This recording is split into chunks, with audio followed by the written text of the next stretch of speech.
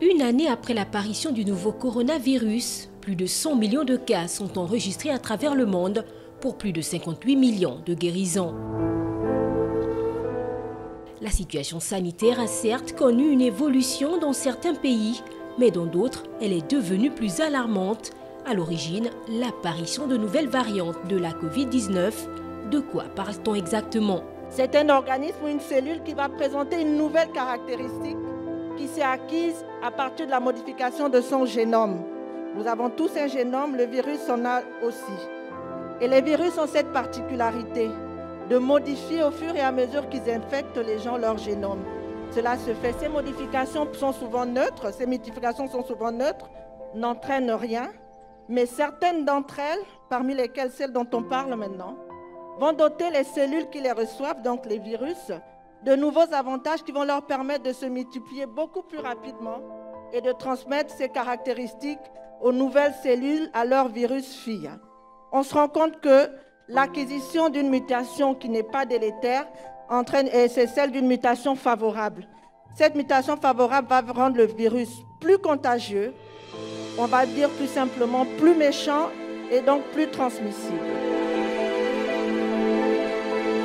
Ces nouvelles formes du coronavirus détectées au Royaume-Uni, en Afrique du Sud et au Brésil ont des symptômes bien spécifiques. Contrairement à la forme initiale du virus, les nouveaux variants sont plus contagieux et peuvent constituer un véritable frein dans la lutte contre la pandémie. Le plus réputé est le variant anglais. Donc on l'a baptisé B117. Il a apparu en mi-septembre. Le deuxième variant est le variant sud-africain. 3 autres variants ont été décrits. Je ne décrirai que celui du Brésil.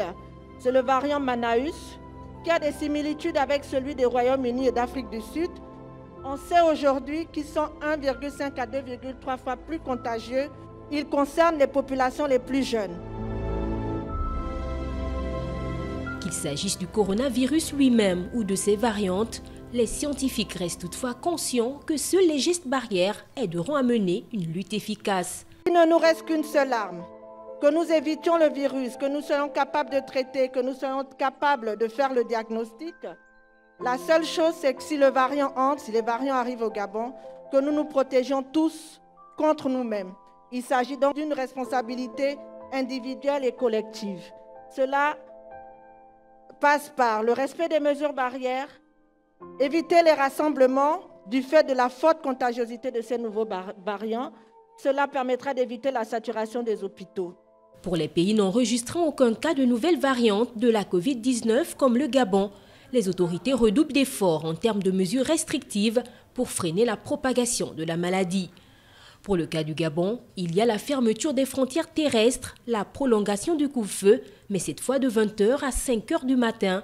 Dans le pays, les mesures barrières dans le port de masque restent obligatoires dans les lieux publics.